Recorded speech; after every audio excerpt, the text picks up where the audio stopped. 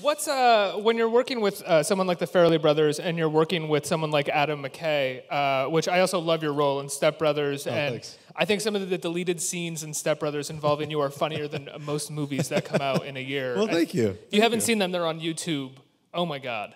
But what's that was straight up. Well, the good thing, like Adam McKay and Will and myself, we all are improvisers. We all came from that world. I started right here in New York at the Upright Citizens Brigade Theater, and I was so lucky because Matt Walsh, Ian Roberts, Matt Besser, and Amy Poehler were all my teachers.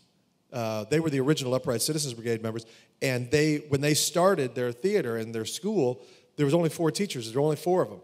And they only had 3 levels, and I took all 3 levels twice, just so I could have each one of them as a teacher. And I had Amy was a teacher, and Matt Walsh, and so I felt very lucky to have those folks as teachers. And they all came from Chicago at Improv Olympic and Second City, which is where McKay and Tina Fey and Ferrell and Colbert and all these people were at the time.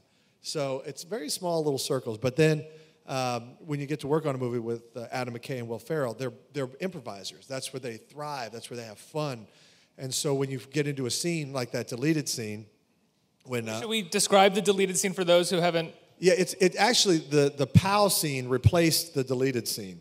So the scene where I'm screaming POW and I'm talking to Will about running the Catalina wine mixer.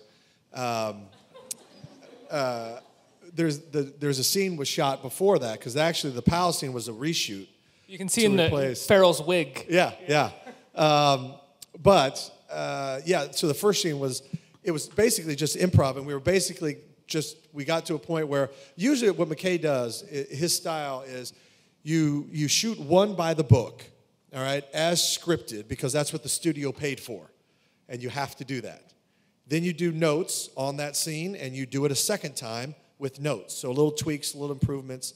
And then once you've done those 2 things, you've done your obligation to the studio, and now it's time to play and have some fun. And I love that because then he goes, all right, good, we got those done. We've done our due diligence. Let's have some fun. And then we rock it out for 5 or 6 takes. I don't know how he burns as much film as he does, but he must have mountains. You could probably make 3 films out of one of his films, just with the outtakes. But then we go 5, 6 times of just make-em-ups, goofing around, trying to say the most shocking thing, trying to do the most disturbing thing. And it's not that we're trying to make each other laugh, but we are trying to make each other laugh in a way, because if we do, it feels good. Like when I make Will break, I don't sleep for days. It's like the greatest thing in the world to make Will Ferrell break or Adam McKay break. If I make them laugh, I feel like it was all worth it. Is he the hardest person you've worked with to make break? Yeah, he's pretty tough. And I say only tough, only because he really does immerse himself in his characters. He goes deep, like he disappears, and then he's that character, which is great. So to get him to acknowledge what's going on in the world around is a good thing. But anyway, in that deleted scene, we're literally I'm just yelling at him. I'm describing testicles in too much detail. I'm talking about the difference between being a loser and a winner. In the process, I have a heart attack and die.